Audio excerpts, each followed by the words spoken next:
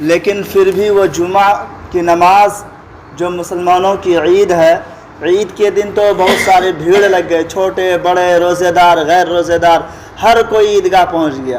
لیکن آج جو مسلمانوں کے ہفتے کی عید ہے، اس میں لوگ گھروں میں سو رہے ہیں، بچے گھوم رہے ہیں، عوام کھیتوں کے اندر کھیتوں کھلیانوں میں بیجی ہے، لیکن اس عید کو کوئی اہمیت نہیں دیتا۔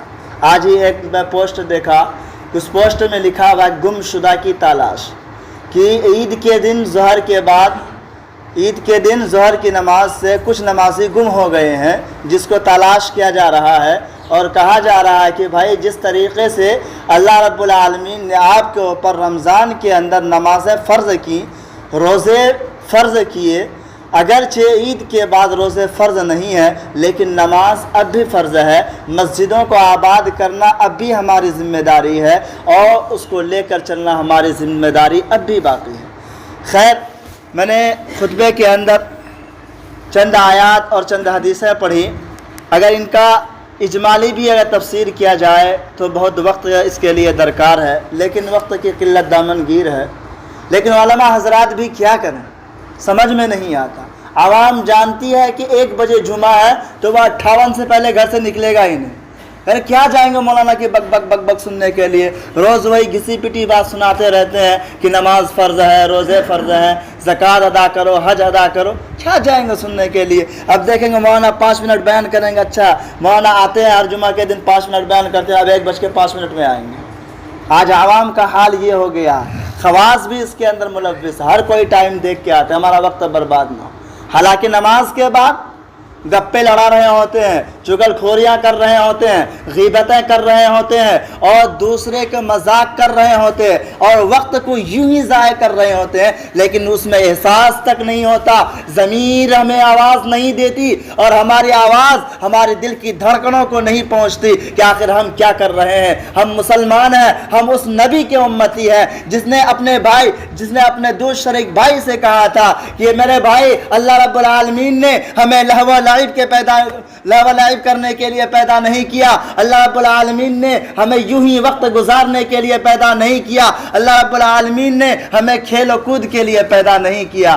آج ہم بڑے شوق سے کہتے ہیں کہ ہم محمد صلی اللہ علیہ وسلم کی امتی ہیں۔ ارے ہمیں شرم آنی چاہیے کہ جس نبی کی تعلیم یہ ہے کہ ہمیں اللہ رب العالمین نے دنیا کے اندر اس لیے نہیں بھیجا کہ ہم کھیل کود کریں، ہم غیبت خوری کریں، ہم چغل خوری کریں، ہم سٹے بازی کریں، ہم فلم بینی کریں، ہم حرام کاری کریں۔ اس نبی کی امتی ہے کہ اللہ رب العالمین نے ہمیں دنیا میں بھیجا امن و سلامتی کے لیے، صحیح صالح معاشرہ بنانے کے لیے، لیکن آج ہم دوسرے کاموں میں ملوث ہیں۔ اگر علماء چند منٹ کے بیان کرنے لگتے ہیں تو تمام لوگوں کے چہروں کے اندر ترش روئی آ جاتی ہے، اور چہروں کے اندر تلملاہٹ، ارے مولانا ٹائم ہو گیا ہے، آپ کیوں بیان کر رہے ہیں، وقت ہو گیا ہے، بیان کرنے بیٹھ گئے، کیا مذاق ہے، جب دیکھو تب بیان کرنے بیٹھ جاتے ہیں، وقت ہو گیا۔ علماء بھی آپ کو سمجھتے ہیں کہ آپ 1 بجے سے پہلے نہیں آتے، اس لیے وہ بیان کرنے ہی 1 بجے کے بعد بیٹھتے ہیں۔ آپ مانے نہیں مانے، لیکن علماء اکرام آپ کے ذمہ دار ہیں، آپ مانے نہیں مانے، یقیناً علماء اکرام ہی آپ کے رہبر ہیں، اور آپ کو اس کو یقیناً مان کر چلنا پڑے گا، اور ان کی باتوں پر عمل کر کے چلنا پڑے گا، جبھی دین اور دنیا دونوں کے اندر فلاح و بہبود ہوگی۔ خیر، میں نے خطبہ کے اندر پڑھی اقرأ بسم ربک الذی خلق، قرآن کی سب سے پہلی آیت، یعنی قرآن کریم جب اترا تھا اللہ رب العالمین نے اسی کو کہا اقرأ۔ اللہ کے نبی صلی اللہ علیہ وسلم غار ہرا میں تھے تو اس وقت اللہ کے نبی صلی اللہ علیہ وسلم کے پاس جبرائیل علیہ السلام آئے اور کہے اقرأ، پڑھیے۔ آپ صلی اللہ علیہ وسلم نے کہا میں پڑھنا نہیں جانتا ہوں۔ خیر، لمبے چوڑے واقعہ ہے، لیکن اللہ رب العالمین نے قرآن کے اندر سب سے پہلے علم کو بیان کیا۔ قرآن جو اتارا وہ سب سے پہلے علم کے لیے اتارا۔ اگر انسان کو، اگر 18,000 کم و بیش جو مخلوقات ہیں ان میں اگر فضیلت ہے تو علم ہی کی وجہ سے اللہ رب العالمین نے ان کو فضیلت دیا۔ آج حالانکہ حدیث ہے، میں نے حدیث پڑھی اطلبوا العلم من المہد الی اللحد، اس کا ترجمہ ہے کہ علم سیکھو ماں کی گود سے لے کر قبر کی گود تک۔ اور دوسری حدیث پڑھی کہ طلب العلم فریضۃ، یہ والی حدیث میں اللہ رب العالمین اللہ کے حبیب صلی اللہ علیہ وسلم فرماتے ہیں کہ علم دین کا سیکھنا ہر مسلمان مرد عورت پر واجب ہے۔ اتنا علم دین کا سیکھنا کہ جس سے حرام و حلال کی تمیز ہو جائے، اتنا علم کا سیکھنا اور سکھانا تمام مسلمان پر واجب ہے۔ اگر آج ہم اپنے اولادوں کو علم دین نہیں سکھاتے ہیں، اپنے اولادوں کو کالجوں کے اندر پڑھاتے ہیں، ڈگریاں دلواتے ہیں، اور اپنے اولادوں کو قرآن کا علم نہیں سکھاتے اور انہیں نہیں بتلاتے کہ فلاں چیز حرام ہے، فلاں چیز جائز ہے، تو یقیناً کل قیامت کے دن جب ان کی پاداش میں ہماری اولادیں جہنم میں جائیں گی تو اللہ رب العالمین سے سوال کریں گی ہماری اولادیں، یا اللہ تم نے ہمارے ماں باپ کے اوپر علم دین کا سکھانا واجب کیا تھا، لیکن میرے ماں باپ نے علم دین کو نہیں سکھایا، اسکولوں کے اندر پڑھایا، کالجوں کے اندر پڑھایا اور میری زندگی کو برباد کر دیا، اور جو اخروی زندگی کو بھی برباد کر دیا اور دنیاوی زندگی کو بھی برباد کر دیا۔ یا اللہ آج میں جو جہنم میں جا رہا ہوں یہ میرے ماں باپ کی دین ہے۔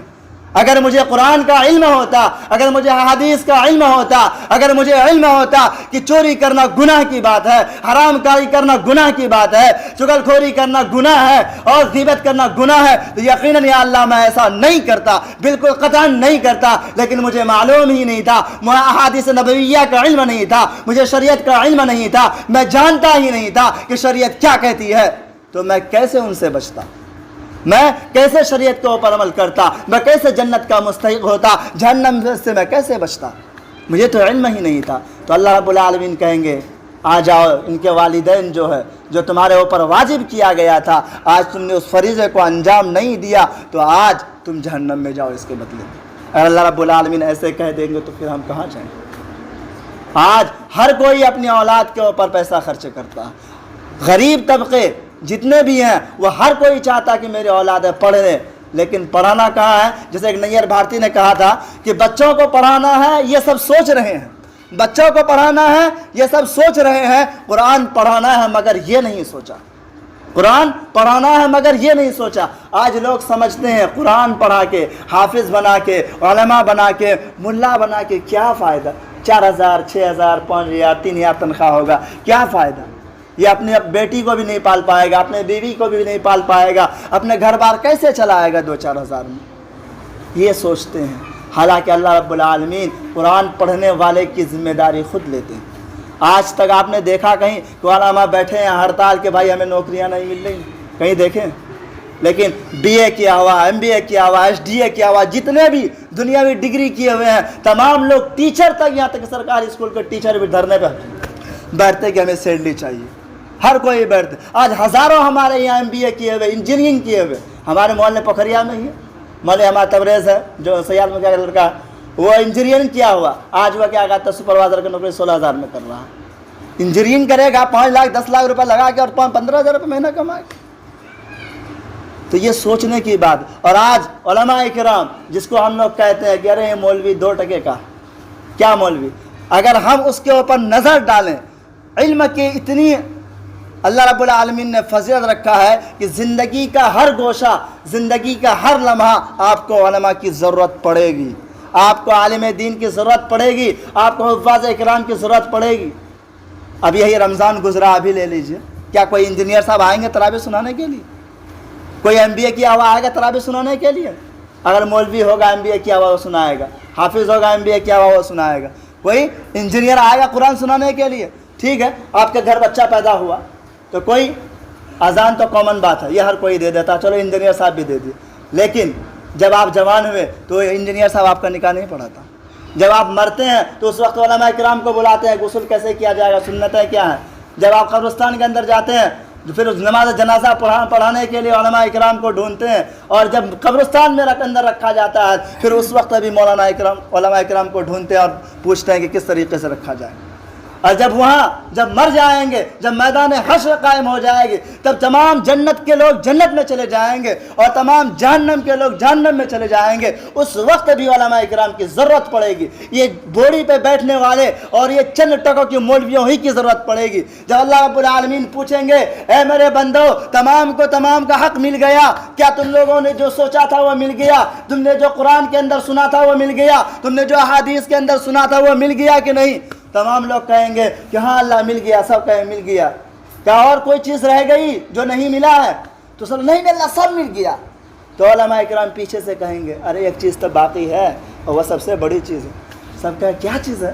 یا اللہ ایک چیز باقی ہے لیکن پتہ نہیں کیا ہے۔ جاؤ اپنے علماء کرام سے پوچھو وہ کیا چیز باقی رہ گئی ہے۔ تو آئیں گے پھر پوچھیں گے کہ بھائی علماء کرام سے کیا چیز باقی رہ گئی ہے؟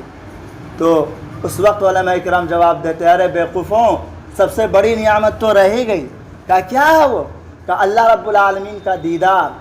کیا ہے؟ اللہ رب العالمین کا دیدار، جس کی فرط محبت میں تم نے 1 مہینے کا روزہ رکھا، تم نے بغیر دیکھے اللہ رب العالمین کو پر ایمان لایا، 5 وقت کی نمازیں پڑھی، ریاضات کیے، عمل صالح کیے، عمل خیر کیے، اور دنیا کے اندر جتنے کام تھے خیر کے وہ کیے، اس اللہ رب العالمین کی دیدار ہی کے لیے تو کیے، اس اللہ رب العالمین کی بنائی ہوئی جنت کے لیے ہی تو کیے۔ ارے جب جنت کے لیے کیے تو وہ جنت جس کو بنا وہ جس نے اللہ رب جس نے جنت کو بنایا وہ کیسا ہوگا؟ اس کو تو تم نے دیکھا ہی نہیں، اس کو تو تم نے دیکھا ہی نہیں، اس کو تمہیں معلوم ہی نہیں۔ تب پھر دوڑے آئیں گے اللہ رب العالمین سے کہیں گے کہ یا اللہ آپ کی دیدار باقی ہے، آپ کی دیدار باقی ہے۔ تو اللہ رب العالمین اپنا دیدار کرائیں گے تو جتنی بھی نعمتیں جنت کے اندر مل چکی ہوں گی تمام نعمتیں ہینچ ہو جائیں گی، اس کے سامنے فیکا ماند پڑ جائے گا اللہ رب العالمین کے دیدار کے سامنے۔ سب سے بڑی نعمت تو یہی ہے، دنیا میں بھی علماء کرام کا کام، آخرت میں بھی علماء کرام کا کام۔ اس لیے اپنے اولادوں کو قرآن سکھائیں، قرآن پڑھائیں۔ میں یہ نہیں کہتا کہ اپنے اولادوں کو انگریزی نہیں پڑھائیں، میں یہ نہیں کہتا کہ اپنے اولادوں کو اسکول اور کالجوں میں نہیں پڑھائیں، لیکن جتنی بقدر ضرورت ہے اتنی اپنے اولاد کو علم دین کی بھی تعلیم دیں، قرآن تجوید کے ساتھ پڑھائیں، اپنے اولاد کو علم دین سکھائیں، دین سے وابستہ کریں۔ کہیں آپ کے اولاد یہ سوال نہ کر بیٹھے اس وقت جب جہنم اور جنت کا فیصلہ ہو رہا ہے، یا اللہ مجھے تو معلوم ہی نہیں تھا۔ خیر اللہ رب العالمین ہم لوگوں کو ان باتوں پر عمل کرنے کی توفیق عطا فرمائے۔ وما علینا الا البلاغ۔